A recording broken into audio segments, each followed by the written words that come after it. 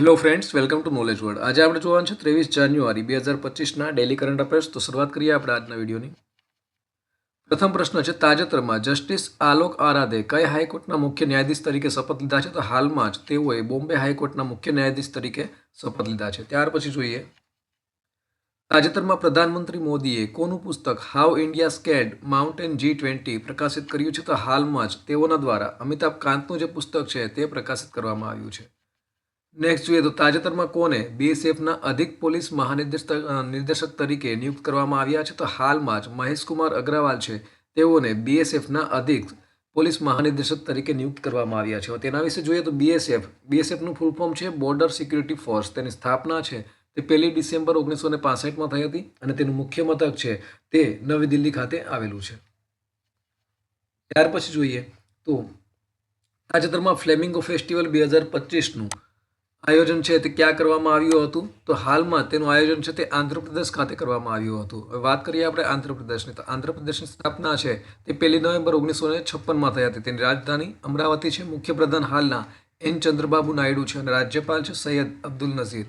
Next જોઈએ તો તાજેતરમાં કોણે 5મી વખત વિજય હજારે ટ્રોફી જીતી છે? તો હાલમાં જ કર્ણાટક દ્વારા 5મી વખત વિજય હજારે ટ્રોફી છે તે જીતવામાં આવી છે. વાત કરીએ કર્ણાટકની, તો કર્ણાટકની સ્થાપના પણ 1 નવેમ્બર 1956માં થઈ હતી. તેની જે રાજધાની છે તે બેંગલુરુ છે. હાલના મુખ્યપ્રધાન છે સિદ્ધાર્થ મૈયા અને રાજ્યપાલ છે થાવરચંદ ગેહલોત.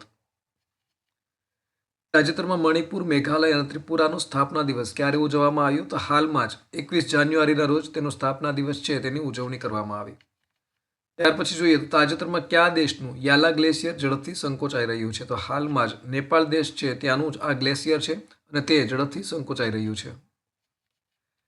ત્યારબાદ જોઈએ તો તાજેતરમાં અમેરિકા કઈ સંસ્થાથી અલગ થયું છે? તો હાલમાં જ તેઓ WHOથી એટલે કે WHOથી અલગ થયું છે.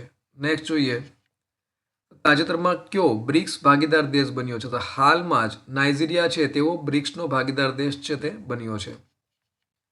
તાજેતરમાં ICSIના નવા પ્રમુખ કોણ બન્યા છે? તો હાલમાં ધનંજય શુક્લા છે તેઓ ICSIના નવા પ્રમુખ બન્યા છે.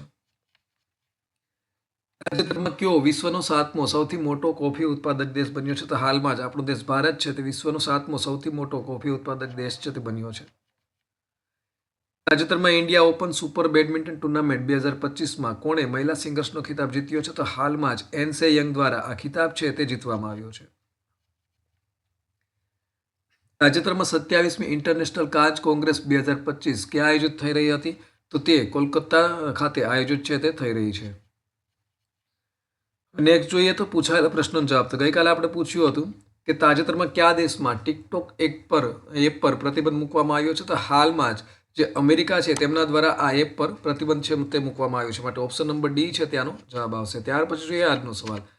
તો આજનો સવાલ છે, તાજેતરમાં CRPFના ડાયરેક્ટર જનરલ તરીકે કોની નિમણૂક કરવામાં આવી છે? તો ઓપ્શન તમારી સામે આપેલા છે. Option number A Manish Singhal, option number B Bharat Kulkarni, option number C Gyanendra Pratapsingh અને option number D doctor Krishna Ella. તો આનો સાચો જવાબ તમારે કોમેન્ટ બોક્સમાં કોમેન્ટ કરી અને જણાવવાનો રહેશે. તો આ સાથે આજના દિવસનો વિડીયો છે તે અહીં પૂર્ણ થાય છે. ફરી મળીશું બીજા નવા વિડીયોમાં. ત્યાં સુધી રજા આપશો.